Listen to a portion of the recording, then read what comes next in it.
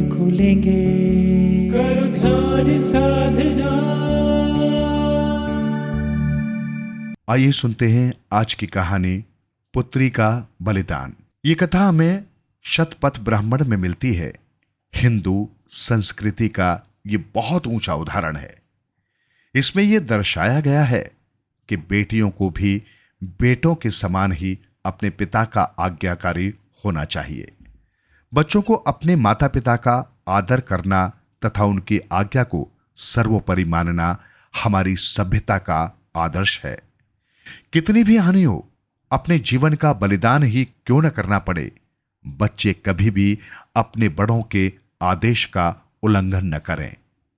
एक राजा थे शार्यती। वे बड़े वीर तथा प्रतापी थे। अपनी प्रजा का भी वे बहुत ध्यान रखते थे। एक बार वे अपने प्रजा के सुख दुख की जानकारी प्राप्त करने के लिए राज्य के ग्रामों का दौरा कर रहे थे। अनेक दिनों तक यह दौरा चलता रहा। एक दिन उन्होंने एक ग्राम के बाहर अपना डेरा डाला। पास में ही वन था।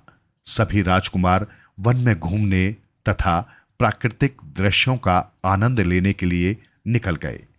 घूमते घूमते एक जगह उन्होंने क्या देखा कि बिल्कुल मनुष्य जैसे आकार का एक मिट्टी का ढेर है। वे उसे कोई अशुभ चिन्ह समझते हुए उस पर ढेले मारने लगे। काफी देर तक उस पर ढेले फेंकने के पश्चात वे सभी वापस चले आए और अपने पिता को सारी बात बताई। राजा भी उसे बच्चों का खेल समझकर भूल गए। लेकिन अचानक क्या हुआ कि राजा तथा उसके साथ रहने वाले सभी व्यक्तियों के मन अशांति से घिर गए। उनमें राग द्वेष उत्पन्न हो गया। वे जरा जरा सी बात पर चिढ़ जाते तथा मरने मारने को तैयार हो जाते। राजा बड़े परेशान हुए। उनकी समझ में नहीं आया कि ऐसा क्यों हो रहा था। राजकुमारों ने बताया कि कोई अशुभ वस्तु मानव मूर्ति के रूप में थी जिस पर उन्होंने ढेले फेंके थे। अचानक उनका ध्यान उस ओर गया और वे सोचने लगे कहीं ये सब उत्पात उस घटना में तो नहीं छिपाए। वे तुरंत अपने मंत्रियों तथा परिवार के सदस्यों को लेकर उस जगह के लिए रवाना हो गए। राजा की अत्यंत सुंदर एवं लाडली बेटी सुकन्या भी उनके साथ थी। जब वे उस स्थान पर पहुंचे तो उन्होंने देखा कि वे च्यवन ऋषि थे जो वर्षों से समाधि में बैठे थे तथा जिनके शरीर पर चारों ओर इस तरह मिट्टी जम गई थी कि वे दिखाई नहीं देते थे। उन्हें ही राजकुमारों ने मिट्टी की कोई अशुभ मानव आकृति समझकर ढेले बरसाए थे जिससे उन्हें बहुत चोट आ गई थी। अब वे समाधि छोड़कर शरीर में बहुत अधिक चोट लगने के कारण दुखी थे। राजा शर्याती और उनके सभी साथी हाथ जोड़कर ऋषि के समक्ष नतमस्तक हो गए। राजकुमारों द्वारा किए गए घोर अपराध के लिए राजा ने क्षमा मांगते हुए याचना की। भगवान, बच्चों द्वारा बाल बुद्धि के कारण भूल से आपका अपमान एवं तिरस्कार हो गया है। कृपा करके उन्हें क्षमा कर दें। ऋषि ने राजा से कहा, भूल से ही निश्चित रूप से अपमान हुआ, लेकिन उनके इस खेल से मुझे बहुत चोट आई है। मुझे स्वस्थ होने के लिए सेवा की आवश्यकता है। इसलिए हे राजन, अपनी इस कन्या का विवाह मेरे साथ कर दो। मैं तुम्हें क्षमा कर दूंगा। राजा बड़े असमंजस में पड़ गए। कहां उनकी सुकुमार युवा बेटी और कहां ये वृद्ध पुरुष। अभी तो वो बहुत छोटी थी। उसे तो अपनी बाल क्रीड़ाओं से ही फुर्सत नहीं थी।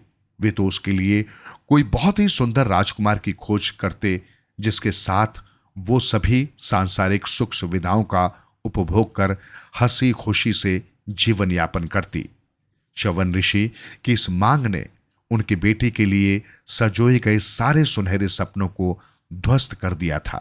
च्यवन ऋषि राजा की इस दुविधा को समझ गए। वे बोले, राजन, तुम्हारी बेटी को इस वन में भी किसी प्रकार का कोई कष्ट नहीं होगा। मैं उसकी प्रत्येक सुविधा का ध्यान रखूंगा। आप चिंता न करें। सुकन्या भी अपने पिता की परेशानी समझ रही थी। वो जानती थी कि किसी प्रकार भी ऋषि की इच्छा को ठुकराया नहीं जा सकता था। जब अभी से सभी के मन में शुद्ध हो गया है, भूल राजकुमारों ने की है और उत्पात तथा लड़ाई झगड़ों में अन्य सभी सम्मिलित हो गए हैं, तो ऋषि की इच्छा पूरी न करने पर पता नहीं राज्य में क्या अमंगल फैल जाए। ये सब सोचकर राजकुमारी सुकन्या ने पिता से प्रार्थना की, हे पिता, आप निश्चिंत होकर मेरा विवाह इनसे कर दें। ये तो मेरा सौभाग्य है कि ऋषि मुझे स्वयं मांग रहे हैं। इनके साथ वन में रहकर मैं बहुत सुखी रहूंगी। इनकी सेवा तन मन से करूंगी और इस लोक के साथ साथ परलोक भी सुधारूंगी। ऋषियों तथा महर्षियों की सेवा करने का अवसर तो मुझे आपके आशीर्वाद से ही प्राप्त हुआ है। सुकन्या की ये भावनाएं देखकर राजा शार्यती अत्यंत संतुष्ट हुए और उन्होंने शुभ मुहूर्त में अपनी राजदुलारी सुकन्या का विवाह बूढ़े च्यवन ऋषि से कर दिया। विवाह होते ही सारे राज्य में शांति छा गई। सभी व्यक्ति शांत तथा अपने अपने स्वभाव के अनुसार स्थित हो गए। कहीं कोई झगड़ा फसाद नहीं रहा। यद्यपि राजा शार्यती ने विवश होकर अपने हृदय के टुकड़े को बूढ़े ऋषि से ब्याह दिया था, लेकिन इससे वो चैन नहीं पा रहे थे। फिर भी उन्हें विश्वास था कि उनकी बेटी बहुत ही उदार एवं सुलझे हुए विचारों की तथा आज्ञाकारिणी थी। वे जानते थे कि उसने प्रजा के हित में अपना जीवन बलिदान करने का निश्चय किया था और यही उनके लिए संतोष की बात थी। इधर सुकन्या पति के उठने से पहले शैया छोड़ देती और दिन भर उनकी सेवा में लगी रहती।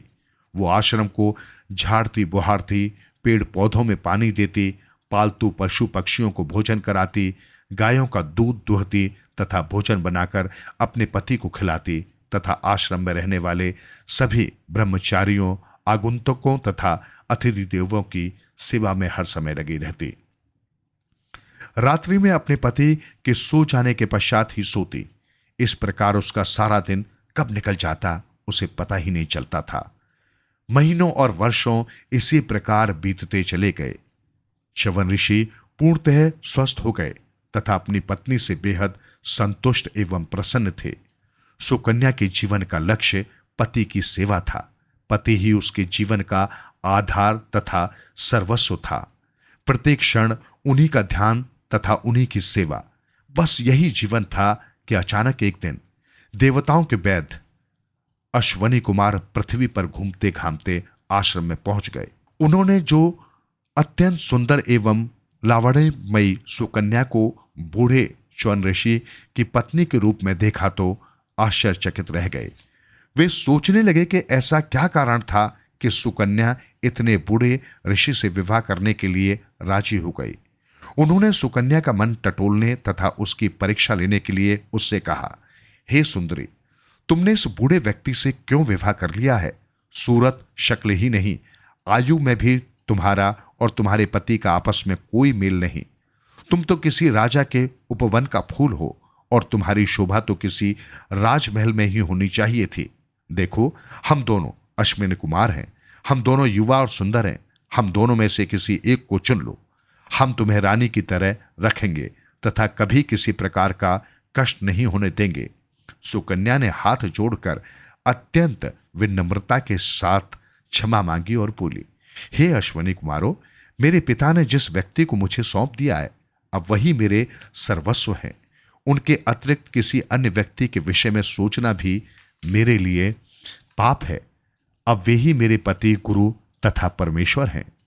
दोनों अश्विनी कुमार सुकन्या का यह उत्तर सुनकर बहुत संतुष्ट हुए।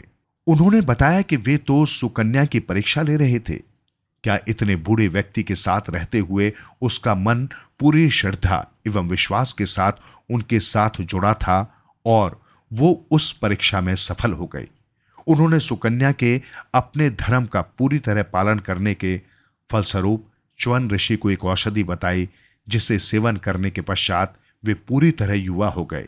ये औषधि आज भी च्यवन ऋषि के नाम से च्यवनप्राश कहलाती है।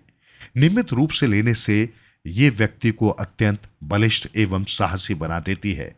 अश्विनी कुमारों ने सुकन्या के उत्तर एवं व्यवहार से प्रसन्न होकर च्यवन ऋषि को अपने जैसा रूप भी प्रदान किया तथा चिर युवा बना दिया। अब दोनों पति पत्नी का जोड़ा समान और सुंदर तथा जीवन अत्यंत सुखमय था।